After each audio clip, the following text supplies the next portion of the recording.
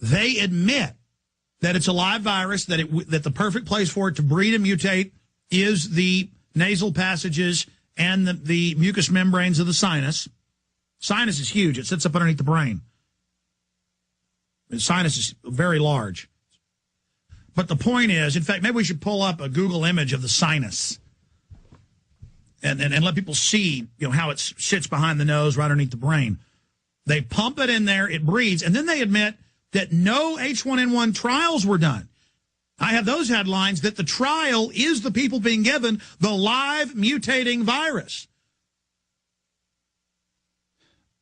It's so huge, it's so obvious, it's so out in the open, and now it's going to spread everywhere. People kept saying, this is very weak, this isn't killing hardly anybody. This is, on the scale, much weaker than the regular seasonal flu. Why all the fear? Because they're going to spread it and mutate it. Let's go to Mike Rivero. Mike, what do you think about what's happening? Well, it's a very dangerous and reckless approach to this kind of a medical situation. And over at whatreallyhappened.com, we just posted an article from one of the German newspapers, German magazines. They're basically saying the same thing, that if you get the swine flu vaccine, it will make you more likely to come down with the swine flu. And that's actually the CDC. The CDC says if you take the swine flu shot, you're more likely to get it. I mean, I have that in my stack. That's what I mean. This is insane. It absolutely is. And without even getting into the question of possible motives, at this point, I don't even really care. You go back and you look at the swine flu epidemic and vaccination of 1976. The vaccine killed 50 times as many people as the flu itself did. This is nonsense. It is reckless beyond belief. They're not testing this stuff. And remember, only last year, Baxter allowed a test vaccine out for trials that had live bird flu virus in it. We don't know if this is the one that was being used up in Norway when they did some tests on some homeless people, and a bunch of those people died. Poland too. We don't know if it, but I mean, obviously something was being tested in Norway that killed a bunch of people. And it's reckless and it's dangerous, but it's hugely profitable for the pharmaceutical companies who've all made the appropriate tithing to their local congressmen, congressional campaigns, and it's simply peddling snake oil. I mean, our current medical establishment in the United States is operating on the same moral and ethical level as the old Wild West traveling medicine show salesman. Ride the wagon into town, crank down the stage, do a song and dance, make all kinds of claims, and sell bottles full of whatever they found out in the desert. And you're lucky if it doesn't kill you, let alone actually help you in any way, shape, or form. That's where we are. We're finding out just yesterday that after decades of all this fluoridation of tap water, it doesn't really have any effect on dental cavities at all. So why are they putting it in there? Well, because they need to get rid of the waste product, and they can make money doing it. And it makes people docile in all the studies. Actually, 2 years ago, the American Dental Association said don't have kids brush their teeth. It causes fractures in the teeth and dental fluorosis and doubles bone cancer of just one type in boys. And all the other studies show all these other cancers. I mean, this is not debatable. This is a fact. And you mentioned the stuff in Norway. The London Telegraph reported that in Poland, 21 of 100 homeless people in a bird flu vaccine trial all died, and that it was a unnamed pharmaceutical company. So that's confirmed that was but I mean, to see Shepard Smith on Fox saying it's a conspiracy theory, the swine flu shot cannot hurt you, when I have the insert of the 5 big makers, every one of the inserts says Guillain-Barré. Am I pronouncing that right? Or Guillain-Barré? Guillain-Barré. I mean, I have these. I'll show them again coming up. I'll show for PrisonPlanet.tv viewer scans. They're admitting it causes autoimmune problems. It's admitting it can give you cancer. It says on the insert it can sterilize you or reduce fertility. I mean, how can Shepard Smith and the rest of TV say it cannot hurt you, knowing it's going to mess a bunch of people up? They were saying the exact same thing back in 1976. If you go out on YouTube, somebody's put up a video of all the propaganda that was hitting the television airwaves in 1976 about how important it was to get the shot and how it was going to save your life and make you better. And, of course, the exact opposite thing happened here. It's all about selling product, and they don't really care what it does. Once it goes out, They've made their money. They don't care. And the stuff is incredibly dangerous. They're not testing it fully. In some cases, under this so-called fast track, they're not testing some of these adjuvants at all. It's just stuff they think will work, so, hey, let's put it in there and see what happens. And it's very dangerous because, as you say, we're dealing with a lot of materials which are capable of mutation and intermixing within the body, and the interactions have never been tested for either with all these adjuvants they're putting together. This is incredibly dangerous and reckless stuff. Well, I've got a story up on prisonplanet.com that has all these links to Mayo Clinic, mainstream reports, where they just calmly announce, oh, this is a live vaccine, and it's going to mutate and going to spread. I mean, how obvious is it, Mike, or do you agree, that they're first giving the type that'll spread to actually create the fear and actually spread it and spread sickness and spread people testing positive for the antibodies so they get panicked and get the shot? I think that's probably exactly what's going on here, because down the road, ultimately, we are going to pay for all of this stuff. It's always taxpayer funded, or it comes out of some other way, or there may be somewhere down the road where there's a new vaccine that we have to pay for privately. It's all about sucking the last of the money out of the American people under any pretext whatsoever. Swine flu, global warming, health insurance, whatever. They're grabbing the last few nickels out of our pockets before they skedaddle for the border.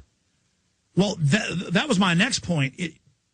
You would think with the media losing credibility, losing ratings, getting discredited, they would start being more credible. Instead, it seems like the lying has gone tenfold, wall to wall, as if they're in panic mode.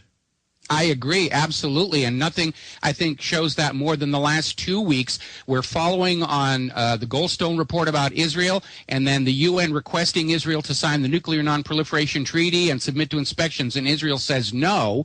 Then Iran turns around and informs the IAEA they're starting to build a new facility, and it shows to the entire world. Iran is playing by the rules, Israel is not, and so what does the American media do? They crank up this nonstop rock and roll, full-tilt boogie propaganda campaign to resell the idea that Iran are the bad guys and the U.S. and Israel are the really good guys, and we should not pay attention to the fact that Iran is playing by the rules because they're only doing it to throw us off. Mike, let's talk about Iran, Afghanistan next, then get into the death of the dollar. Stay with us. The good old folks at New Silver Solution, and the website is supernaturalsilver.com. Supernaturalsilver.com. This is something that kills bacteria, viruses, you name it, well documented. They've got it down to a super small nano-sized particle. Supernaturalsilver.com. Check them out at Infowars.com. Supernaturalsilver.com. This is the end. Yeah. We're going to be getting into the drumbeat to abolish the dollar and replace it with something even worse. What that's going to mean to this nation is not pretty. This is much worse than any foreign military power could do to us. We're going to get more into the flu. Going to get into what's happening with these fusion centers, open announcements by the president of the federalization of society. But going back to Mike Rivero, Mike, you got cut off by the break getting into Iran. I had Ray McGovern on last week. He agreed with your analysis, the comments I've had. It was a total hoax. Iran is always building these enrichment centers. They have a whole bunch of them. The site was known. They're getting ready to open it in a few months. They said, here is a site that gets enrichment up to about 85%, non-weapons grade. We'd like you to come inspect and set up stuff here. And the media hoaxed it here and said, we found a secret base. And then the next day, oh, well, they told us about it sneakily. I mean, that's the contempt the media has for us. It was all a big hoax. Well, first of all, the enrichment for fuel rods is only 5%, not 85%, and that's what Iran is basically working on. And the idea was, as I said, the reason for this incredible explosion of anti-Iran propaganda was to distract the rest of the world from the fact that Iran was playing by the rules of the Nuclear Non-Proliferation Treaty, to which it is a signer, and it was playing by the rules set down by the International Atomic Energy Agency. And only the week before, the United Nations had asked Israel to sign the NNPT and submit to inspections, and Israel said absolutely not. Last spring, the United States asked Israel to sign the NNPT and submit to inspections, and Israel said no. Do you remember Barack Obama's first press conference as president, and Helen Thomas asked him that direct question? what countries in the Middle East today have nuclear weapons? And Barack Obama put on his tap shoes and he tap danced away and talked about nonproliferation and threats to peace and all the rest of it. And the reason he avoided actually answering the question is because under the Symington Amendment to the Foreign Appropriations Act, it is illegal for the U.S. government to send any kind of financial aid to any country that has nuclear weapons and nuclear weapons technology that is not a signer of the Nuclear Nonproliferation Treaty or allows IAEA inspections. In other words, all these billions and billions of dollars our government keeps giving to Israel is illegal if Israel has nuclear weapons. And so there's this sort of a secret nudge, nudge, wink, wink understanding between the U.S. and Israel where the U.S. will always pretend not to know that Israel is a nucler power so they can go on looting money from the taxpayers and sending it to Israel. Now, and that's saying that Israel can't protect themselves. I want you to continue your comment there, but I want to go back to this enrichment